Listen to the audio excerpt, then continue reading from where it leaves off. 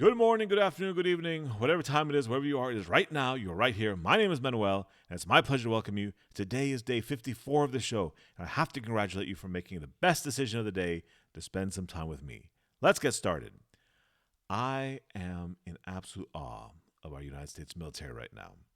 What we witnessed over the last several days, especially that final rescue on Easter Sunday, is one of those moments that will be studied, taught, and remembered for generations. The kind of story that ends up in books, in war colleges, in documentaries, and major motion pictures as well. Because by any honest measure, what was accomplished here was basically miraculous.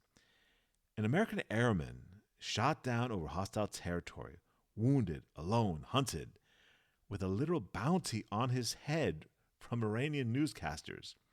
He does exactly what he's trained to do. He moves, he hides, he survives. For nearly 48 hours, he's evading forces that are actively searching for him in mountainous terrain. And what does the United States do? It doesn't hesitate.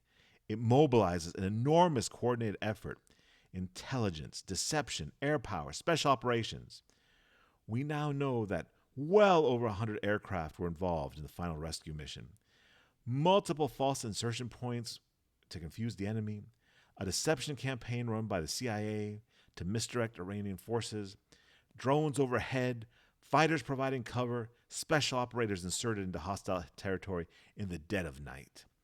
They locate him, they reach him, they fight their way in, and they fight their way out. Aircraft take fire, plans change in real time. 2 transport planes are disabled and destroyed by our own forces rather than be left behind. Replacement aircraft are brought in under pressure, and through all of that, through the chaos, the friction, the danger, they bring him home, alive. And not just him. Every American involved in that rescue operation comes home. Now think about that.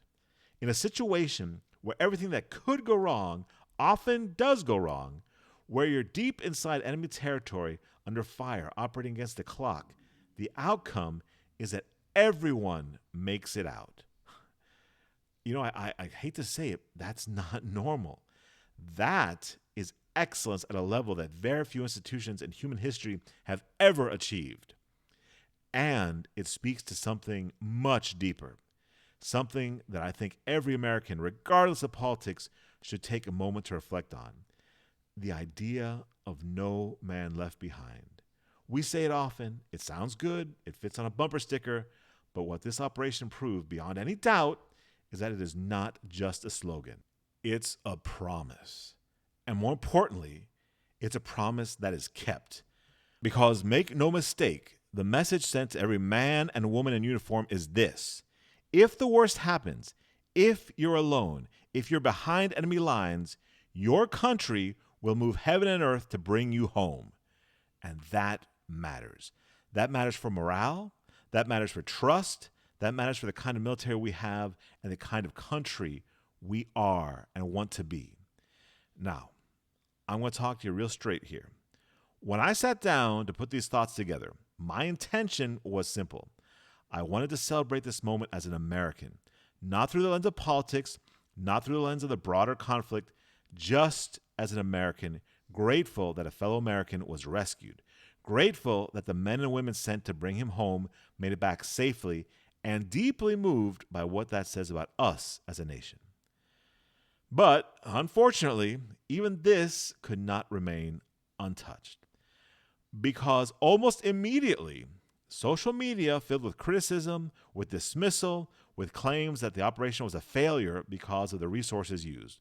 Or worse, claims that the entire thing didn't happen at all, that it was fabricated or somehow something to be spun into a negative.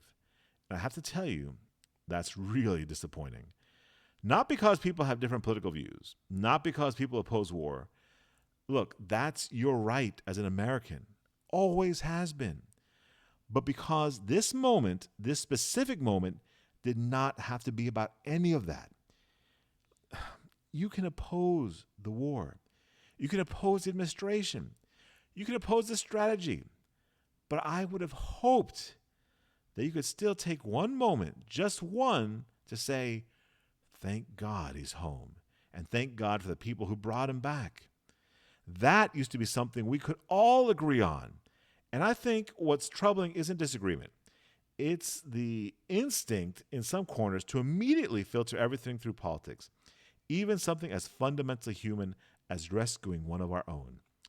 Because the reality is, if you strip everything else away, every argument, every headline, every talking point, what remains is this: an American was in danger. Other Americans went to get him, and they succeeded. That should be enough. So maybe the lesson here, if there is one, is this: not everything needs to be processed through the lens of who gets credit. Some things are bigger than that. Some things remind us of who we are at our best, not as factions, not as parties, but as a people. And maybe, just maybe, we'd be a little better off if we allowed ourselves once in a while to recognize those moments without immediately trying to divide them.